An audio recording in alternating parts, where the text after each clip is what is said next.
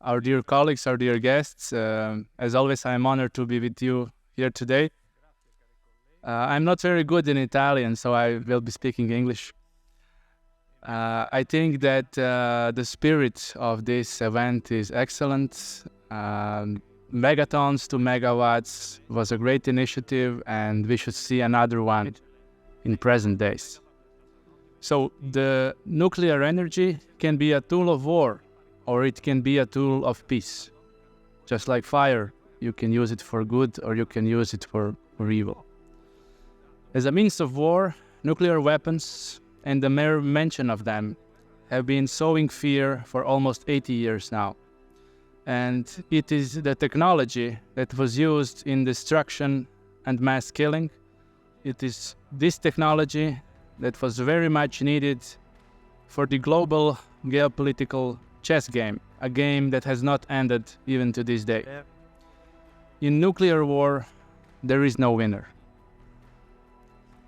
Today, 2023, there are some 13,000 nuclear warheads, and during the peak of Cold War, there were some 61,000 pieces, more than 90% of which have always belonged to only two nations, as we know.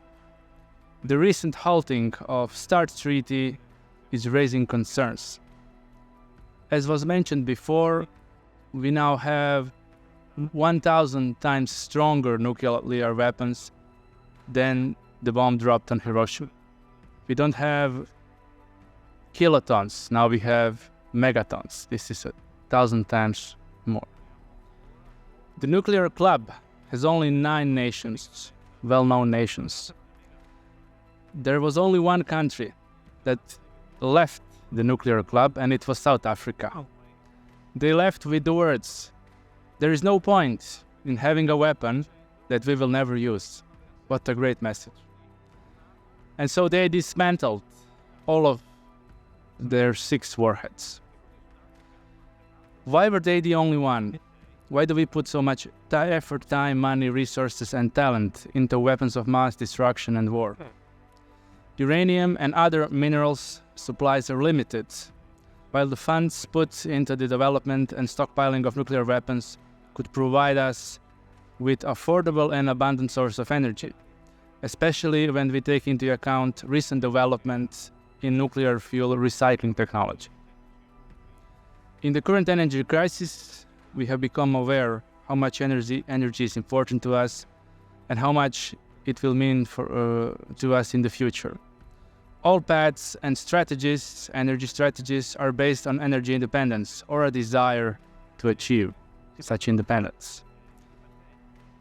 And again, while we want to build such a future together, some powerful people don't like it. They oppose it. Instead of civilian use, they prefer to remind their citizens and citizens of the world that the danger is still here, that at any moment some crazy person can destroy our cities, our loved ones, and take our lives. And we saw all that in rhetoric around the war in Ukraine. On this present day, the 5th of July, there were a lot of information about possible incidents in Zaporozhye nuclear power plant in Ukraine. But this story is repeated every few weeks. This is a permanent state of fear.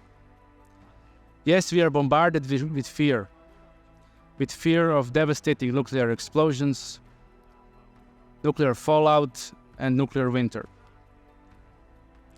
The demilitarization of nuclear warheads and repurposing of uranium and other fuels for civilian purposes is a commendable project.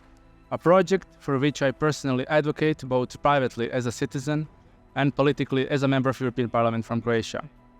And nuclear disarmament is the only correct path and the final goal if we want to survive as a species, as humans. And not just survive, but thrive.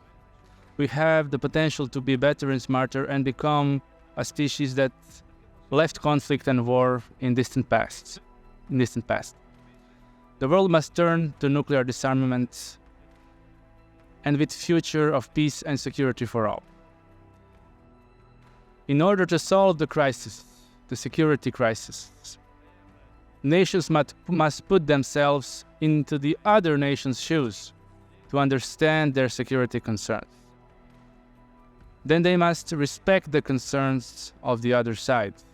And finally, they must build security architecture accordingly, together. When there is no such respect for the other side, and there is no wish to understand what frightens the other side, what concerns them, then the security architecture collapses. There is no more trust, and war starts as a desperate option of last resort, in a desperate attempt to regain that respect and security, and to build some other new security architecture. So we must put ourselves, and the nations must put themselves into the other nations, into the other person's shoes, to understand the other side, and only with this understanding and communication there can be a permanent security infrastructure. I fully support the international conference here aimed at creating a permanent dialogue table for atomic disarmament to prevent nuclear escalation and induce all nations to disarm and convert nuclear weapons into energy production. Thank you very much.